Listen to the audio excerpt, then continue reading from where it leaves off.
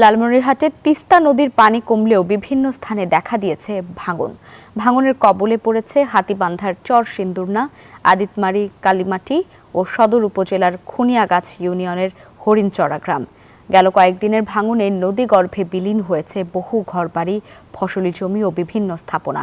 হুমকিতে রয়েছে শিক্ষা প্রতিষ্ঠান, কমিউনিটি ক্লিনিক, পাকা রাস্তা, মসজিদ সহ বাজার। ভাঙন আতঙ্কে নির্ঘুম রাত কাটাচ্ছেন নদীপাড়ের বাসিন্দারা।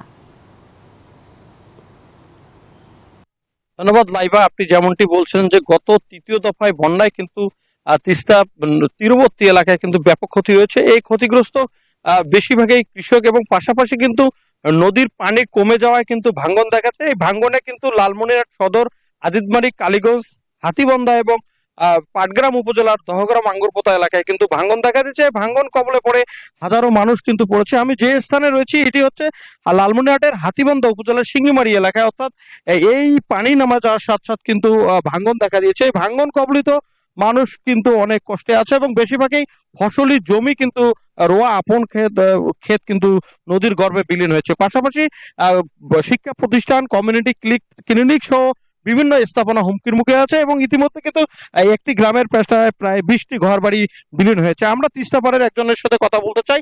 আপনার সাথে কথা বলতে চাই, কি কি ক্ষতিগ্রস্ত হয়েছে এবার বন্যায়? এবার বন্যায় আমাদের এই যে এখানে অনেক ভেঙে গেছে। এই রোয়া কাটছিলাম, সেই রোয়া ধান ভেঙে গেছে। এবার সে যে বাড়িঘর খুব হুমকির মুখে আছে। মানে যেমন বাড়ছিল তেমন একটু খুব কম আসলো, এই সময় পানি কমছে, অনেক ভাঙছে এই সময় ভাঙতেছে। ধন্যবাদ আপনাকে। আমরা শুনছিলাম যে একজন তিস্তা তিস্তা পাড়ের মানুষের কথা। আপনারা জানেন যে এদিকে লালমনিরহাট পানি উন্নয়ন বোর্ডের সাথে আমরা কথা বলছি। তারা কিন্তু এবং নির্বাহী প্রকৌশলী সুনীল কুমার বলেছেন যে ভাঙ্গন কবলিত এলাকায় চিহ্নিত করে কিন্তু জিও ব্যাগ ফেলার ভাঙ্গন রোধ করার চেষ্টা করছে। এই ছিল আমার কাছে সর্বশেষ। ফিরে যাচ্ছি স্টুডিওতে।